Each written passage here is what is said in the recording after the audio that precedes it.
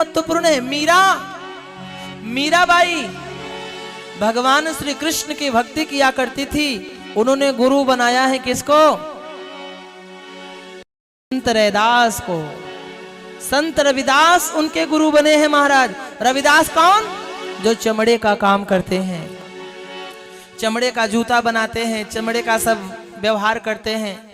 एक उनके पास लकड़ी का कठौता है, उसी लकड़ी के कठौते में जो है वो चमड़े के बहुत सारी सामग्रियों को भिगोते हैं और उसी में जूता वगैरह धुल धाल के बढ़िया फ्रेश बना के देते हैं लोगों को। तो किसी ने मीराबाई से कहा, अरे तुझे गुरु ही बनाना था तो तुझे और कोई गुरु नहीं मिले? ये चमड़े का काम करने वालों को ही गुरु बनाना था?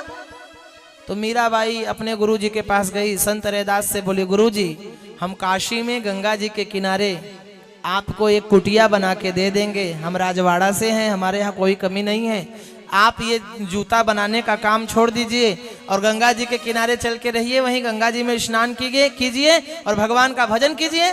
संत रविदास ने कहा कि क्या गंगा जी के किनारे रहने से गंगा जी की कृपा हो जाएगी? अरे गंगा जी के किनारे रहने वाले लोग लाखों पाप करते हैं और लाखों पाप करने के बाद गंगा जी में नहा रहे हैं, तो क्या जानबूझकर किया गया पाप बाद में गंगा में नहाने से धुल जाएगा? मीराबाई ने कहा, हम समझे नहीं गुरुजी।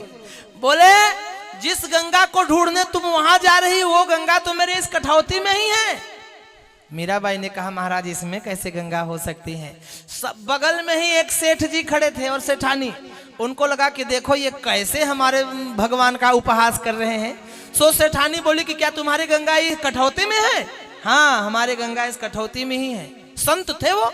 और सेठानी गई गंगा में नहाने।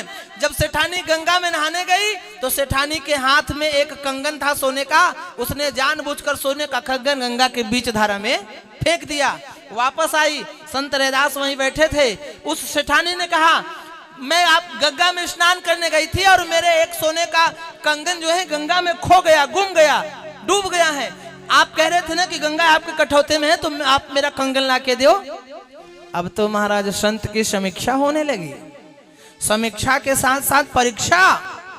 संत रविदास ने आंख बंद करके माँ गंगा से कहा, माँ पुत्र की समीक्षा होने वाली है और पुत्र की समीक्षा की खरी परीक्षा, कड़ी परीक्षा होने वाली है। मैया पुत्र का विश्वास डगमगाना नहीं चाहिए। आंख बंद करके अपने कठौती में यूं हाथ घुमाया और संत रविदास ने कहा कि हे गंगा मैया, अगर सचमुच में मेरे हृदय में तेरे प्रति निर्मल भक्ति है तो इस कठौते में से इसका कंगन निकलना चाहिए। ज्यों कठौते में हाथ डाला कि सोने का कंगन यूं निकल गया महाराज। और संत रविदास ने उसी समय कहा, जब मन चंगा तो कठौती में गंगा। मन निर्मल है ना, तो आप जहां हैं वही परमात्मा है। मन में कपट भरा है तो भगवान के सामने रहने के बाद भी महाराज हमें भगवान दिखने वाले नहीं है।